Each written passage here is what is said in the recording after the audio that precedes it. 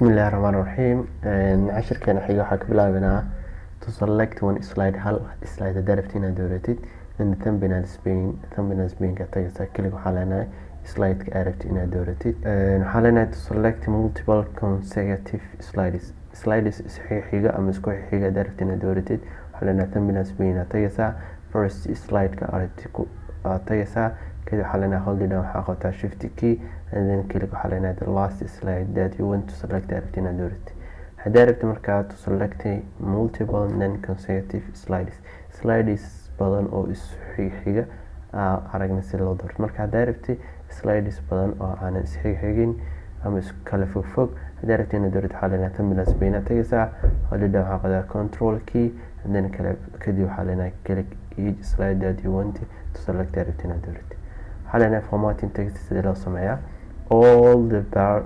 although PowerPoint's layout themes provide a pre-formatted styles for text.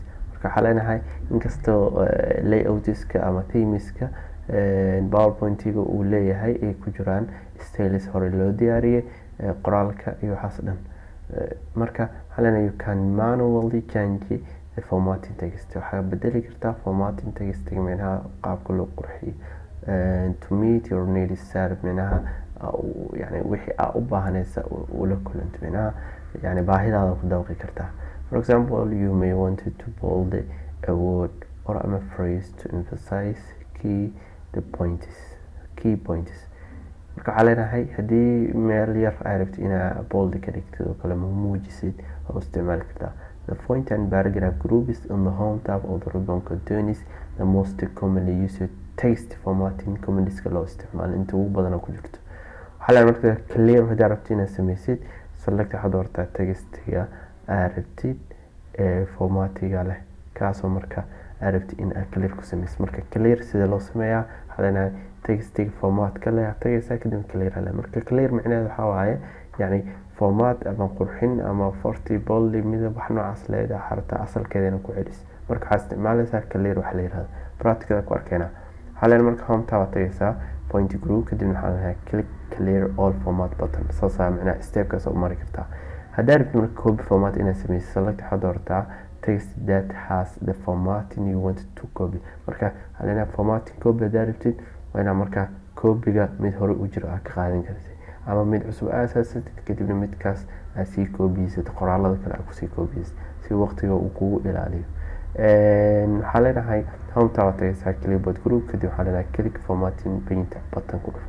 the mouse pointer changes wuu isbedelaa. marka calaamada muuska falaarta way isbedelaysaa to painting brush with an eye beam. marka wuxuu isku bedelayaa calaamada brushka oo kale. waxaa leenahay select waxaad doortaa textiga aad rabtid inaad ku apply garaysid the copied format. marka formatka aad soo koobiyeysid qoraalka rabtid inaad ku apply garaysid marka dooranaysaa kadib wuxuu ku sameyn doonaa isla markii inuu ku diyaariyo. waxaa leenahay changing the theme see loo bedelaa themeka. waxaa leenahay theme is a coordinated set of colors. marka waxaa leenahay theme is a coordinated set of colors. marka colors laisku geeya ama isku xiran waaye themeska lagu sheega iyo points iyo effect that give consistent look to a presentation. marka taasoo marka wax jiro ka dhigaya presentationka oo soo muuqanaya. marka each theme offers wuxuu bixiyaa ama leeyahay several variants to choose from. marka qaabab midabo kala duwan uu leeyahay. marka you can easily change waa bedeli kartaa the theme that is applied to presentation. marka presentation dhan kuu diyaarsan aragtay laakiin themeka oo leeyahay markaas aan ku qorayn hal mar aad bedeli kartaa. to change the theme waxaa leenahay waxaad tagaysaa design tab ribbon kadib waxaa leenahay in the themes group select a desired theme from the theme gallery. waxaa leenahay marka to apply a theme variant on the design tab of the ribbon in the variant group select waxaa leenahay desired variant outbound from the variant gallery ka door. and you can also set a custom background aad ku sameyn kartaa in the custom tool. create a background of your own selected format background. waxaa leenahay marka drawing ka bilaabi doonaa cashirkeena xiga practicada sameynaynaa. waxaa leenahay practicada bilaabaynaa. waxaa leenahay PowerPoint-ga soo kicinay select slides. marka slideska inaad doortaa saddex qaab u dooran kartaa habka koowaad waxaa leenahay to select one isla hal slide laga dooran marka terminals binka qaybtana la yiraahdaa soo hal slide waa kana click siinaysa calaamada oranjiga oo geesaha afarta gees ka mara marka inuu ku dooran yahay calaamadaas afarta gees ka muuqanaya macnaha ka dareemi kartaa marka ku dhufatid calaamadaas oo yeelna haddii rabtid inaad dooratid multiple consecutive slide marka slides oo badan isku xiga rabtaa inaad doorato tusaale waxaa rabtaa kan iyo kan kadibna inta kale aad iska dhaaf saddexdan xabaa rabtaa marka waxaa leenahay kanaan qabanaysaa shift qabo kadib waxaa leenahay midka u dambeeya tag enter click dheh kadibna wuxuu sameyn doonaa caadi kugu soo saaray macnaha wuxuu sameyn doonaa select oo dhammaan kugu sameyn doonaa haddii rabtid inaad sameysid non consecutive tusaale waxaa kan iyo midka u dambeeya marka waxaa leeyahay kanaan dooranaa kow kadib waxaa leenahay control aa qabanaa midka kale aa u baahanaa click siinaa ana control hayo weli midka kale aa u baahanaa click siinaa marka saddex xabo aana isku xigin ama aana diris ahayn aan doorto sidaan hadayna mar waxaa doorta kuwa isku xigo ama diris ah sidaas u dooran kartaa slideska markaad dooranaysid waxaa leenahay formatting text marka textiga inaad format garaysid aad sameyn kartaa formatka lagu sheegay marka wax kale ma wordkan oo kusoo baranay in la qurxiyo midabka arabtic u sameysid waxyaabo noocaas waa marka formatka la sheegay waxaa leenahay marka formatting markaad sameynaysid waxay ku xiran tahay farta iyo colorka iyo wixii markaas aad isticmaalaysid ku gooni ah marka fartana waa aragnay isla save ma macnaha wordka waxa ku soo baratay wax la mid ah meesha ku yaal macnaha wax oo cusub oo sidaas u yaal ma jirto marka waxyaabo yar yar ku kala duwan yihiin aan saas u badnayn waa arki doonaa marka tusaalada fartaas oo kale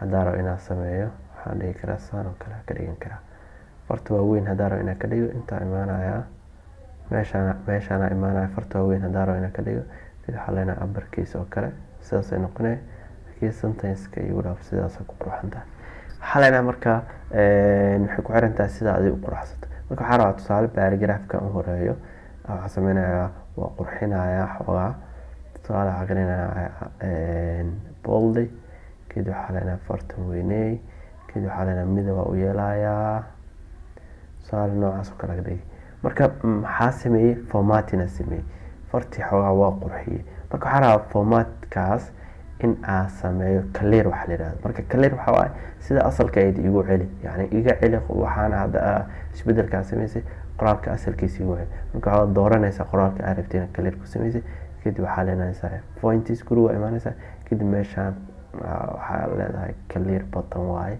buttonkaas ku dhufanaysaa wuxuu sameeyay qoraalka sida asalka ahaa ayuu kugu celiyay waxaa leenahay marka qoraalka noo yaalo anaga sidiisa formatka noo ahaado copy ara haddana inaan sameeyo copy format marka waxaa rabaa slide-ka xiga markaa imaado qoraaladan dhammaantood inaan u sameeyo rabaa marka waqtiga iga qaadanaysaa inaan mar kale heelad saaro kadibna farti soo doorto midabkii doorto size-ka wixii dhan waqtiga cuna marka waxaa sameyn karaa inaan copy-yeeyo style-kan heelada saarayaa kadib waxaa leenahay clipboard group kadibna formatting painter ku dhufo markaa ku dhufatid qaybtaana imaanaysaa kadibna calaamada falaartu isbedeshay brush isku bedeshay kadibna meesha ka bilaabanaya tagaysaa kadibna waa soo jiidaysaa ku jiidaysaa ilaa inta u baahanta tusaale waxaa leenahay saddexdaas paragraph araba waa ku dhuftay ma jeedaa tobantiigu uu bedel kii u dambeeyay waa iska dhaafay yani si loo arko isbedelka markaas dhacay waxaa leenahay copy format qaabkaas u sameyn kartaa hadda intaan heelaad ii saaran waxaa dhihi karaa sida asalka ah igu celi ama clear ku sameey iga tirtir yani qoraalka ma tiraa ee wuxuu ka tiraa formatka aad ku sameysay hadda ku dhufto buttonkaas waa kaas sidaas ku sameyn kartaa marka control z sida caadiga noo ahaado waxaa leenahay marka changing theme inaa bedela rabo marka themeka changing theme araba marka themeka lagu sheegayo marka wax kale ma ahan haddii rabtid inaad themeka bedeshid waxaa sameyn kartaa yani si fudud inaad dhahdid design tab kadibna aad dhahdid way kala duwan yihiin noocyo badan ku jiro themeska waxaa leenahay soo furfalaartan kadib nooci markaas adiga ah ka hesho dooro su'aalo noocan oo kala doortay noocan oo kala hadii dooratay qaabkaas oo kale kugu soo muuqana dhammaan uu isbedelaya variantiska maxaa marka yani meeqa midab oo leeyahay kale hadaa dhaho noocan iyo noocan marka mid kasta wuxuu leeyahay 4 xabo oo kala duwan midab ahaan qaybta hadaa imaadid walaal colorska kadib colorska waxa ku sii sameyn kartaa inaa xoogaa wax wax uun ka bedesho micnaha isu bedelaya soo ma jeed textiga markaa fiirisid. marka qaabkaas oo kale u isticmaali kartaa. waxaa leenahay changing theme meeshaas uga gudbaynaa. si fudud waxaa sameynaysaa design taa imaanaysaa kadib inta imaa kadibna themeska u baahan tahay midkaa rabti dooro kadib wuxuu sameyn doonaa automatic inuu kugu dao. marka waxaa iska hubisaa kaliya textiga oo kugu qoran meesha iyo themeka ma is soo saaraya yani ma isku haboon yihiin oo kale. marka taas ka fikir. waxaa leenahay horeyna waxaa u qaadanay sida loo soo degsado themeska. waxaa leenahay file tagaysa hadda ku celiyo new kadibna qaybtan serjiga ku qoraysaa midkaa rabti ama aysan kuwa midka ku qanciyo ku diyaarsan meesha soo qaad. tusaale kan oo kale iska soo qaadanaya hadhow afartan nooc isina mid kamid iskaga dhufanaa new aa leeyahay. marka wuxuu sameynaa page cusub ii furaya ciwaanada iyo wixii u baahnaa soo gashanaya. qaabkaas oo kale u isticmaali kartaa wax kaga bedelan kartaa. inta adoo joogo waxaa kaloo sameyn kartaa wax la yiraahdo yani customize inaad ku sameysid ama waxaa ka bedeshid background-ka oo kale. tusaale inta haddaa soo imaado oo ay customize ku qoran tahay kadib aa dhaho format kadibna aa dhaho solid kale oo ka dhig yani gradient oo ahaa marka hore. haddaa dhaho picture wuxuu sameyn doonaa sawir markaas inaad soo gashan karto gudaha. waxaa sameyn kartaa paint oo kale qaab noocaas yani qurqurxin yani nooca rabtida sameyn kartaa. marka waxay ku xiran tahay xirfadaada iyo practice-ka. intoo kale imaanaysaa midabka rabtida dooranaysaa. su'aal qaabkaas oo kale kugu muuqanaya saas oo kale ka dhigin kartaa. marka waxay ku xiran tahay wixii markaas ku haboon yani waxa aad markaas sameynaysid. qaybtaas oo noogu egtaa cashirkeena waa mahadsantihiin.